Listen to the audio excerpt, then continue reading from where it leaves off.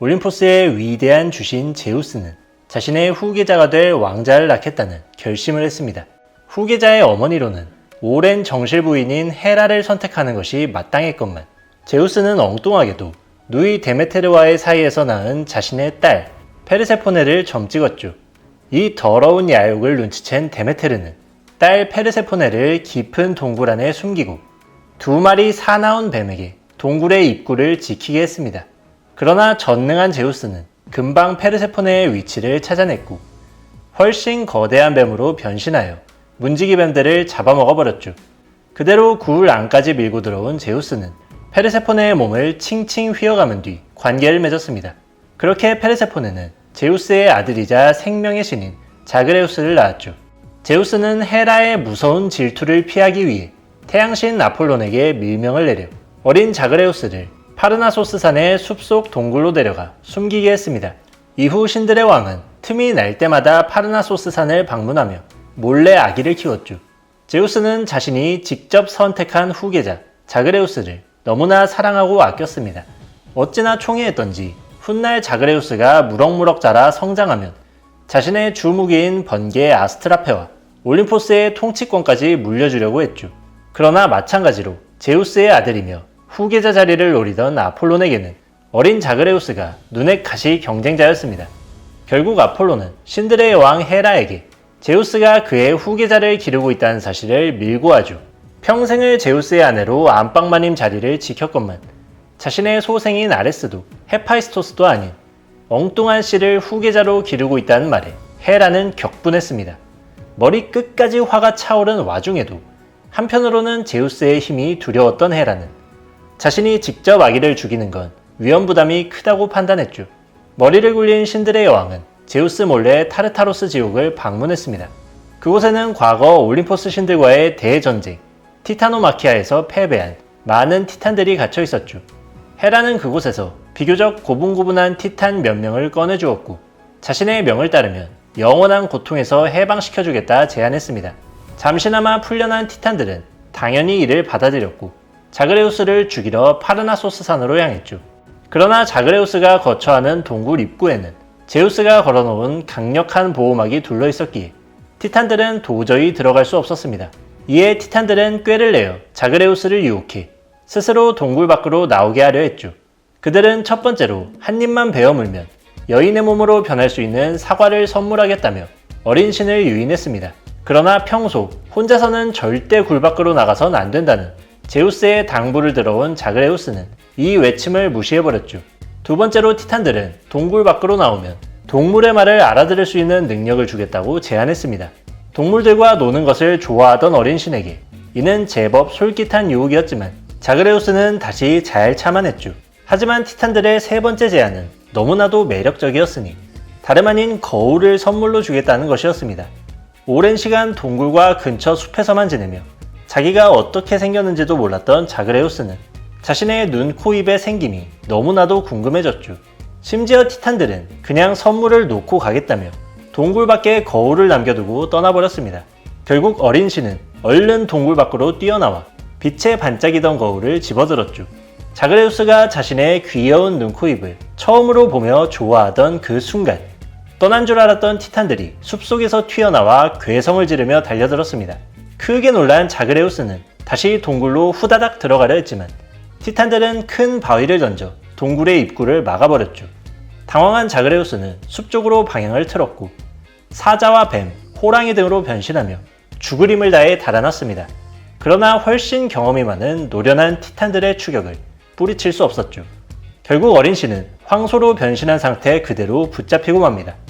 티탄들은 불쌍한 황소를 갈기갈기 찢어 죽이고 그 고기를 맛있게 먹어버렸죠. 즐거운 식사를 마치고 티탄들이 배를 두드리며 트림을 하고 있을 때 동굴에서 자그레우스가 없어진 것을 알고 애타게 아들을 찾던 제우스가 이 광경을 목격하고 맙니다. 상황을 파악한 제우스는 고통과 분노의 신음을 토하며 벼락을 쳐 티탄들을 모조리 잿더미로 만들어버렸죠. 이때 죽은 티탄들의 재와 자그레우스의 피가 땅으로 스며들었는데 프로메테우스가 이 흙을 빚어 인간들을 만들었습니다. 그래서 인간들은 선천적으로 자그레우스의 선함과 티탄의 악함을 동시에 갖고 태어나게 되었다고 하죠. 너무나 사랑하던 아들이 죽자 제우스는 굿을 피울었는데 이 오열하는 소리에 천지가 진동하자 지혜의 여신 아테나가 서둘러 아버지를 찾아왔습니다. 상황을 전해들은 아테나는 사건 현장을 면밀히 탐색했고 티탄들이 먹다 남은 자그레우스의 내장과 심장 등을 발견했죠. 아테나는 자그레우스의 심장을 제우스에게 바치며 생명의 신이었던 자그레우스가 다시 살아날 수도 있다 달랬습니다. 제우스는 크게 기뻐하며 자그레우스의 심장을 삼킨 뒤 자신과 내연관계에 있던 인간공주 세멜레에게 날아가 뜨겁게 관계를 가졌죠. 바로 그날 세멜레는 아이를 잉태하게 됩니다. 이후 세멜레는 제우스가 정말 신인지를 의심하다가 타죽게 되고 제우스는 죽은 세멜레의 만삭 뱃속에서 아기를 꺼냈죠. 자그레우스의 환생인 이 아이는 그렇게 포도주의 신인 디오니소스로 다시 태어납니다. 한편 맨 처음 자그레우스를 낳은 페르세포네는 어머니 데메테르가 더욱 보호하기 위해 시칠리아 섬에 숨겨 애지중지 키우죠. 그러나 결국 명계의 왕 하데스에게 납치당해 지하세계로 끌려가 그곳의 왕비로 살게 됩니다. 가장 강한 힘을 자랑하는 세 명의 주신 제우스와 포세이돈, 하데스는 키클롭스 형제들에게 각각 강력한 무기를 선물받았습니다. 물론 이 무기들은 고대인들이 생각하는 세 신의 특성에 따라 분배된 것이었죠. 제우스의 무기는 아스트라페라는 이름의 번개였는데 이는 번개를 바라보는 고대 사회의 경탄과 두려움이 반영된 것이었습니다. 신들이 사는 높은 하늘에서 우렁찬 소리와 함께 땅에 내리치는 한 줄기 섬광은 최고신의 가장 강력한 권능이라 여겨졌죠. 포세이돈은 트라이던트라는 삼지창을 무기로 받았는데 고대 그리스 어부들이 바다에서 고기를 잡을 때 이용하던 작살의 형태가 바로 이 삼지창 모양이었습니다. 바다를 주름잡던 어부들의 사냥도구는 바다의 신과 잘 어울리는 무기였죠. 하데스가 받은 무구는 퀴네에라 불리는 투구였는데 이 투구를 쓰면 몸이 투명해져 존재 자체를 감지할 수 없게 되는 유용한 장비였습니다. 이는 하데스가 죽음을 관장하는 신이기에 주어진 것이었죠. 고대 사회는 위생이나 의료가 제대로 갖추어지지 않았고 위험한 상황도 많았기 때문에 갑작스럽게 죽음을 맞이하는 일이 매우 흔했습니다. 그래서 신화를 생각한 사람들은 아무도 몰래 느닷없이 찾아오는 저승의 신에게 가장 어울리는 투명 투구를 배정한 것이었죠. 강의 신 케피소스와 물의 ним프 리리오페 사이에서 태어난 나르키소스는 대단한 미소년이었죠.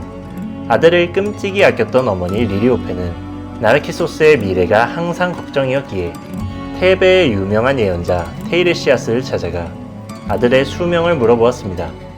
예언자는 나르키소스가 자신의 얼굴만 모르면 오래 산다는 기이한 예언을 해주었고 물의 ним프였던 어머니 리리오페는 이후 나르키소스가 고인물을 바라볼 때마다 잔물결을 일으켜 물에 비친 자신의 얼굴을 보지 못하게 했죠. 그렇게 평생 자신의 외모를 보지 못한 채 자란 나르키소스. 그렇다고 그가 미남이라는 사실은 변하지 않았기에 수많은 ним프들과 여인들의 구애를 받았습니다. 그러나 소년 나르키소스는 여인의 속살보다 친구들과 사냥을 하는 것을 더 좋아했고 그를 짝사랑한 많은 여성들은 시련의 아픔을 맛보아야 했죠. 하지만 이후에도 고백은 계속되었고 귀찮아진 나르키소스는 점점 잔인한 말로 상대방의 진심을 거절했습니다. 그의 날카로운 말에 상처를 받은 몇몇 ним프들이 목을 매는 지경까지 이르자 원한을 품은 한 ним프는 복수의 여신 네메시스에게 나르키소스를 벌해달라 기도했죠.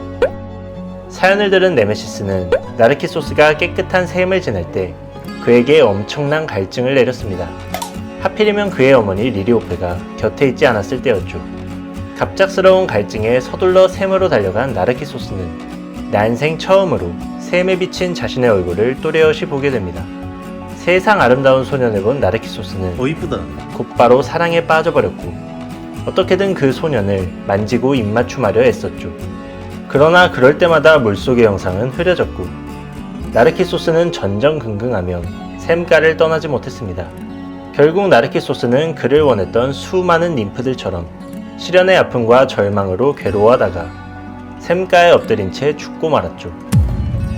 그리스 신화 속 나르키소스처럼 과도한 자기애적 증상을 프로이트를 비롯한 정신분석학자들은 나르시시즘이라 지칭했고 이 증상을 가진 사람들은 나르시시스트라 불리게 되었습니다.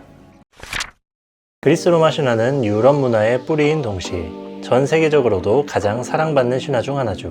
그만큼 신화에 등장하는 신과 괴물, 영웅들은 대단히 매력적인 서사와 개성을 가지고 있습니다. 이 때문에 브랜드에 어떤 상징성을 부여하기에도 더할 나위 없는 소재가 될 수 있죠. 오늘은 다양한 브랜드에서 이 신화의 소재를 활용한 예시들과 해당 소재를 사용한 흥미로운 이유들을 소개해드리도록 하겠습니다. 이탈리아의 명품 브랜드 벌사치, 베르사체, 현란하고 파격적인 디자인으로 특히 래퍼 같은 연예인들에게 큰 사랑을 받고 있죠. 이 베르사체는 신화 속 무시무시한 괴물인 메두사를 브랜드의 상징으로 삼고 있습니다. 메두사는 본래 아름다운 미녀였지만 아테나 여신의 신전에서 포세이돈과 사랑을 나눈 죄를 짓고 말죠. 이에 분노한 아테나는 메두사의 아름다움을 빼앗고 뱀의 머리카락과 멧돼지의 어금니를 가진 흉측한 얼굴의 괴물로 만듭니다. 거기에 메두사와 눈을 마주치는 사람들은 모두 몸이 굳어 돌로 변하게 되는 저주까지 내리죠. 그렇다면 베르사체는 왜 위대한 신이나 영웅이 아닌 이런 저주받은 괴물을 모델로 삼았을까요? 당대 베르사체의 이미지가 모범적인 신보다는 이질적인 괴물에 가까웠기 때문이었습니다. 베르사체의 창시자인 잔니 베르사체는 화려하고 도발적인 색상과 패턴을 활용해 큰 인기를 끌었어요. 이는 단순한 색상과 실루엣으로 최고의 멋을 뽑아내려 했던 당시 패션계에 기류하는 상반된 움직임이었습니다. 이렇게 이질적인 천재성으로 잔니 베르사체는 이탈리아 패션계의 태양왕이라는 별명까지 얻게 되었고 베르사체 브랜드 역시 큰 성공을 거두게 되죠. 자신의 브랜드가 점점 유명해지자 잔니는 베르사체의 파격적인 이미지에 어울리는 특별한 상징을 정하고 싶어 했습니다. 이탈리아 출신답게 그리스 로마 신화에 관심이 깊었던 그는 눈이 마주치면 돌로 변해버린다는 이 괴물을 브랜드의 심벌로 낙점했죠. 베르사체의 화려하고 강렬한 옷을 목격한 이들은 충격과 환희로 돌처럼 굳어버린다는 의미를 담은 선택이었습니다. 아울러 두려움의 대상이었던 메두사의 이미지를 강인하고 당당한 여성으로 재해석하기도 했죠. 괴물이 되기 전에는 아테나 여신이 질투할 정도로 아름다운 미녀였다는 설정 역시 잔니의 마음을 강하게 끌었습니다. 메두사를 내세운 베르사체의 마케팅은 성공적이었고 액세서리와 화장품 등 다양한 영역으로 사업을 확장해 나갔죠. 이렇게 승승장구하던 잔니 베르사체는 1997년 50세의 나이로 급작스러운 죽음을 맞는데 자신의 호화별장 앞에서 연쇄살인범의 총에 맞아 피살됩니다. 이렇다 할 이해관계도 동기도 찾아볼 수 없는 묻지마 범죄였죠. 설립자의 비극적인 죽음 이후 베르사체는 크게 휘청거렸고 하락과 상승을 반복하며 분투하다가 2019년 카프리 홀딩스에 인수됩니다. 아반떼와 더불어 사회 초년생들에게 가장 사랑받는 차, 기아의 소형 SUV 셀토스의 이름 역시 그리스 로마 신화에서 나왔습니다. 신화 속 최고의 영웅 헤라클레스가 12과업을 수행하던 중 일어난 이야기죠. 머리와 몸통이 3개 달린 게리온을 죽이고 그의 솥대를 탈취하여 10번째 과업을 성공한 헤라클레스는 솥대를 몰고 그리스로 돌아가고 있었습니다. 이때 켈티네라는 여인이 우연히 그의 모습을 보고 첫눈에 반해버렸죠. 켈티네는 헤라클레스가 잠시 자리를 비운 사이 솥대를 훔쳐서 자신만 아는 장소에 감춰두었습니다. 돌아온 헤라클레스는 소들이 없어진 걸 보고 크게 화를 냈지만 켈티네는 태연한 얼굴로 자신과 사랑을 나누면 소들을 돌려주겠다 제안하죠. 헤라클레스도 그녀가 마음에 들었는지 순순히 제안을 수락했고 둘 사이에는 켈토스라는 아들이 태어납니다. 이 켈토스는 아버지를 닮아 매우 용맹하고 도전적이었다고 하죠. 기아의 셀토스라는 이름은 이 켈토스에다 스피디의 S를 붙인 것이라고 합니다. 빠르면서도 강인한 소형 SUV. 그러면서도 캐치한 이름이 필요했던 기아에게 있어 헤라클레스의 아들 켈토스는 아주 매력적인 선택지였죠. 이름을 잘 지은 덕분인지 셀토스는 경쟁 모델인 현대의 코나를 큰 차이로 누르고 높은 판매량을 기록하고 있습니다. 그리스 로마 신화에서 영감을 얻은 자동차는 셀토스뿐만이 아니죠. 하이클래스 자동차 브랜드 롤스로이스의 그릴은 이탈리아에 있는 판테온 신전을 모티브로 제작되었다고 합니다. 롤스로이스의 구형 모델을 보면 훨씬 더 노골적으로 드러나죠. 판테온 신전은 특정 신이 아니라 고대 로마에서 섬기던 모든 신들에게 바치는 신전입니다. 이 의미를 나름대로 해석해보자면 값비싼 롤스로이스의 오너들을 판테온 신전의 신들로, 그들을 모시는 롤스로이스 차량은 신전으로 표현함으로써 충만한 자부심과 만족감을 주는 소재라고 생각이 되네요. 실제로 롤스로이스는 과거 이 신들을 엄격하게 선별했다고 합니다. 미국의 아이젠하워 대통령이 사성 장군이었던 시절 롤스로이스를 구매하려 했는데 사성 장군 따위는 롤스로이스의 오너가 될 수 없다는 조롱을 당하며 퇴짜를 맞은 이야기는 이미 널리 알려져 있죠. 물론 BMW에 인수된 현재에는 이런 오만한 판매 기준은 버렸다고 합니다. 이탈리아의 슈퍼카 브랜드 마세라티의 로고도 바다의 신 포세이돈의 삼지창을 모티브로 만들어졌습니다. 마세라티가 창설된 도시 볼로냐의 광장에 있는 포세이돈 동상에서 영감을 받았다고 하죠. 파도를 다스리고 말의 신이기도 한 포세이돈의 역동적인 이미지는 슈퍼카 브랜드 마세라티와 아주 잘 맞아떨어집니다. 우리가 현재의 스포츠를 바라보는 인식은 어떤가요? 아마 누구나 참여할 수 있고 즐길 수 있는 여가일 겁니다. 그러나 50년 전만 해도 스포츠에서 가장 중요한 키워드는 투쟁과 승리였죠. 조깅이나 피트니스 같은 건 스포츠 취급도 못 받던 때였어요. 이 때문인지 미국의 스포츠 브랜드 나이키는 그리스 로마 신화 속 승리의 여신 니케를 그들의 이미지로 활용했습니다. 큰 날개가 시그니처인 니케는 평소에는 전쟁의 여신 아테나를 수호하는 승리의 여신이었죠. 때때로 티타노마키아 같은 큰 전쟁이 날 때면 신들의 왕 제우스의 전차를 몰았다고 전해질 정도로 중요한 존재였습니다. 아테나가 같은 전쟁의 신 아레스와 싸울 때마다 이기는 이유도 니케 여신의 가호 덕분이었죠. 나이키는 이런 니케 여신의 이름을 브랜드명으로 삼고 여신의 날개 모양에서 영감을 얻은 로고를 만들어 현재까지도 사용하고 있습니다. 지금까지 그리스 로마 신화의 소재를 활용하는 브랜드들과 해당 소재를 활용하는 이유에 대해서 살펴보았는데요. 신화 이야기를 브랜드에 어울리게 잘만 녹여낼 수 있다면 그 서사가 주는 힘과 임팩트는 정말 대단하다는 생각이 들었습니다.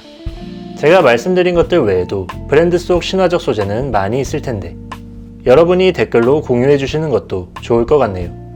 네, 저는 다음에 또 다른 이야기를 들고 찾아뵙도록 하겠습니다. 끝까지 시청해 주셔서 대단히 감사합니다.